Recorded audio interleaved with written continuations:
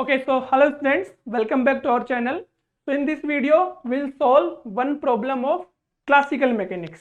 और ये जो क्वेश्चन है CSIR नेट जून 2023 में पूछा गया है. क्या क्वेश्चन है? You can see the question on your screen. So in the question, they have given there are two identical masses which are connected with two springs of identical spring constant K as shown in the figure. And the complete system is oscillating in vertical direction. Then find out the ratio of their frequencies of normal modes. Clear है question? Simple सा है. दो masses इस तरह से attach हैं एक दूसरे से और ये इस तरह से ऑसिलेट कर रहा है vertically. This kind of oscillation. ठीक है, in this direction, this kind of oscillation. तो इनकी फ्रीक्वेंसीज का क्या average, sorry what is the ratio of their frequencies. This is what we need. तो देखिए एग्जैक्ट डिटो क्वेश्चन हमने क्लास में किया हुआ है. सेम यही क्वेश्चन, सिर्फ डायरेक्शन चेंज की हुई है. अब इसमें इन्होंने क्या कहा है? They are oscillating in vertical direction. हम वर्टिकल क्यों रखें? हम इसे यूं भी तो रख सकते हैं. I can replace it like this. This is one mass m, spring constant k, and another mass m, spring constant k. आप इसे यूं घुमा दीजिए, क्या फर्क पड़ रहा है? डायरेक्शन तो एक ही होगी, डायमेंशन एक ही है दोनों में केस में. आप ये यूज करिए चाहे ये यूज करिए. ये क्वेश्चन हमने as it is question class में किया हुआ है. सेम कॉपी पेस्ट आया हुआ है. देखिए तो क्या करना है इस क्वेश्चन में? हमें फ्रीक्वेंसीज निकालनी है. तो देखिए जब भी कोई क्वेश्चन हो इस तरह का तो हम पहले क्या चेकिंग करेंगे? उसमें जनरलाइज कोऑर्डिनेट्स कितने होंगे. अब ये किस तरह का क्वेश्चन है? In this question we have to generalise coordinates. अब देखिए इसके लिए लेट सपोज eta1 एंड इसके लिए eta2. So there are two generalise coordinates. तो जब भी किसी सिस्टम में एक से ज्यादा जनरलाइज कोऑर्डिनेट हो तो हम क्या करेंगे? Will always solve the matrix. कौन सी matrix? Secular equation will use. we'll use this secular equation where Vij minus omega square Tij mod is 0. We always solve this equation to find out the frequencies. ये Vij और Tij क्या बला है? देखिए ये matrix हैं potential की और काइनेटिक एनर्जी की. तो जब भी इस तरह का सिस्टम होता है, जब किसी सिस्टम में एक से ज्यादा जनरलाइज कोऑर्डिनेट होते हैं तो हम पोटेंशियल एनर्जी को डिफाइन करते हैं. Potential energy V is 1/2 Vij eta I eta j, where eta I and eta j are the generalized coordinates. This can be 1 2 3 4 whatever.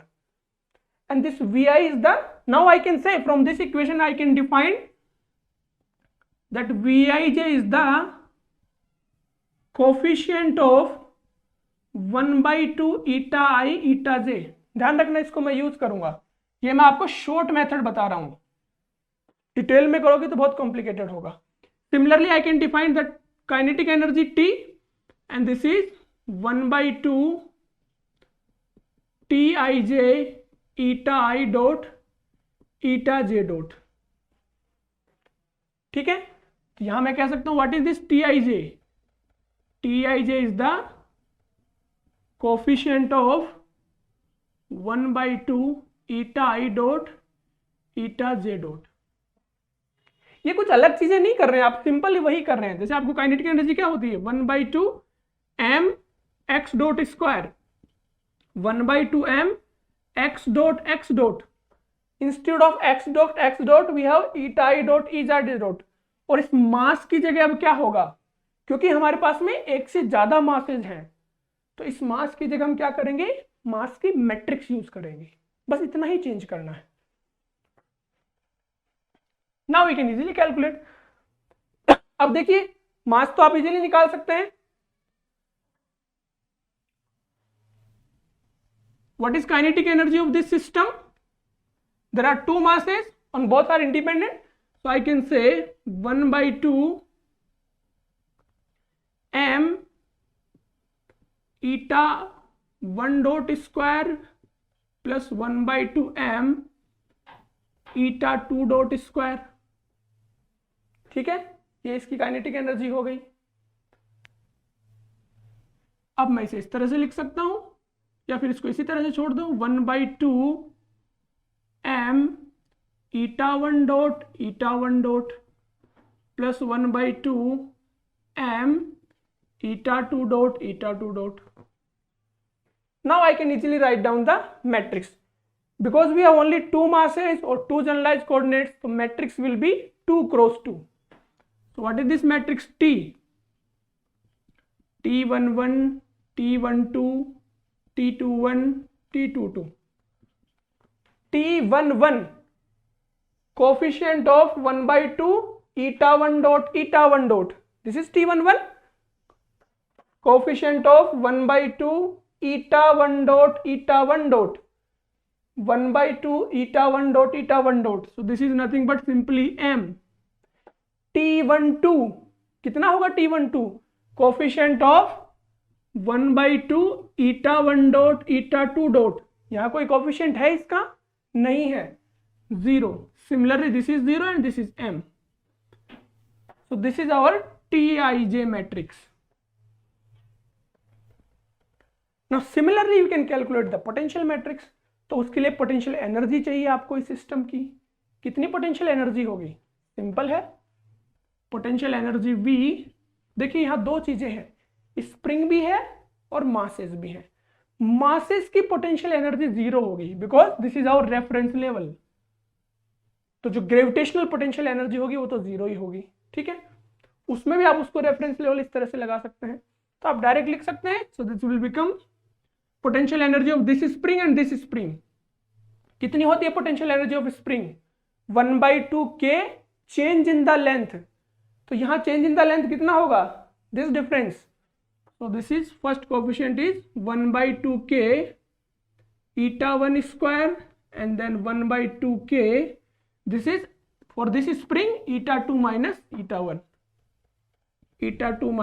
eta1 square. So this will become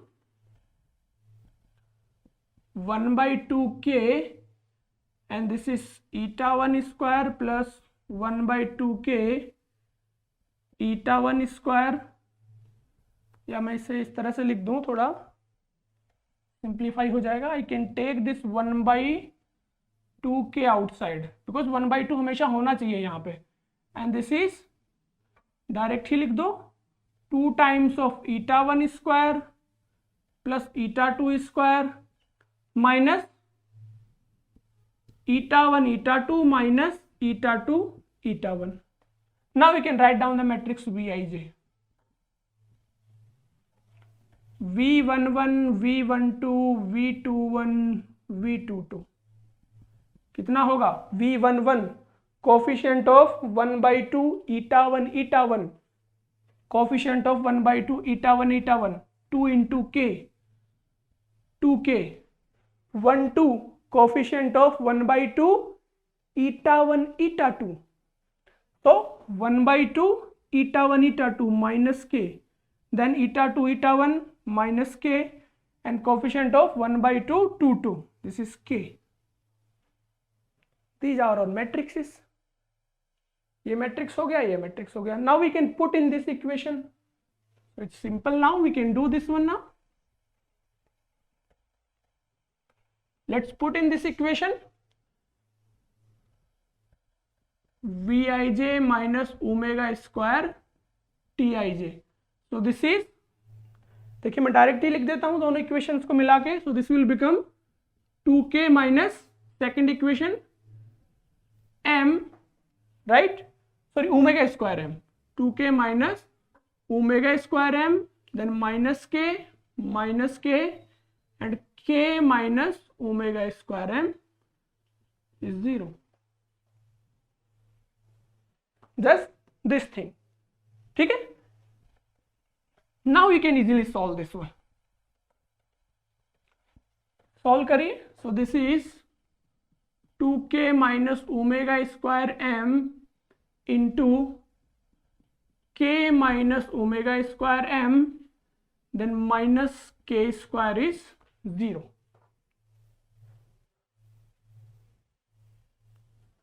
ठीक है.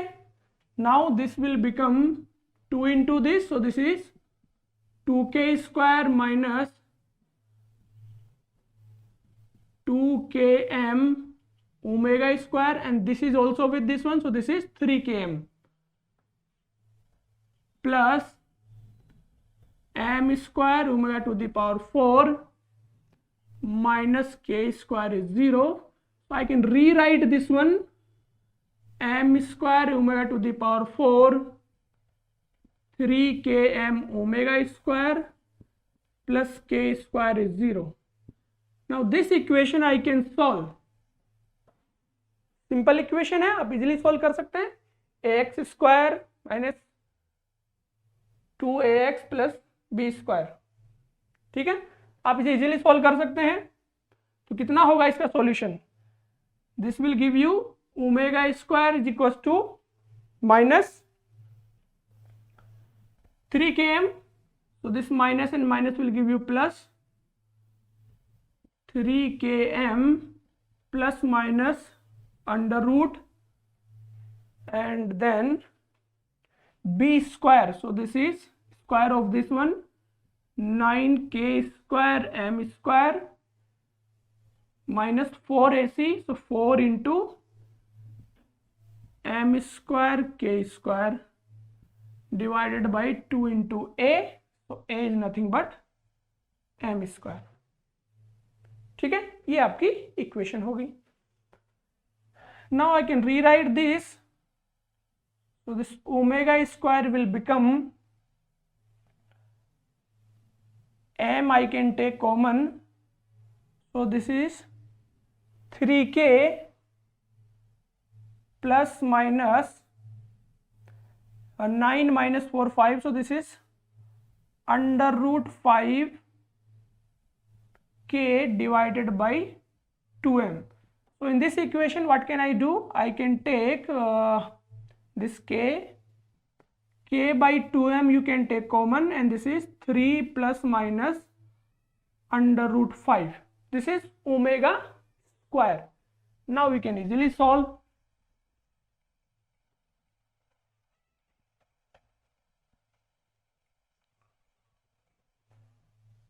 ठीक है, so now what, there are two frequencies omega 1, so this is under root k by 2m and then 3 plus under root 5 to the power 1 by 2, right, and then omega 2 is under root k by 2m 3 minus root 5 to the power 1 by 2. You have to just calculate the ratio. अब आपको options में देखना है कि कौन सा ratio है। तो जो ऑप्शन ए है उसमें आपको ये रेशियो गिवन है ओमेगा 2 बाई ओमेगा 1, और इस तरह से लिखा हुआ है omega 2 ratio omega 1, so this is, these two you can cancel, so this is 3 minus root 5 whole root ratio 3 plus root 5 under root. This is how we can calculate this kind of problem, ठीक है। तो इस question में सिर्फ एक ही चीज important है, how to calculate this Vij and Tij matrix. ये अगर आपको कैलकुलेट करना आ गया then you can easily do this kind of question. बाकी तो सिंपल मैट्रिक्स ही सॉल्व करना है, सिंपल मैथमेटिक्स है, ठीक है। So I hope you like the discussion. If you like the discussion just write down in the comment section. Also like, share and subscribe our channel. See you in the next video. अगर आपको ये video पसंद आया हो तो like, comment, share and subscribe our channel.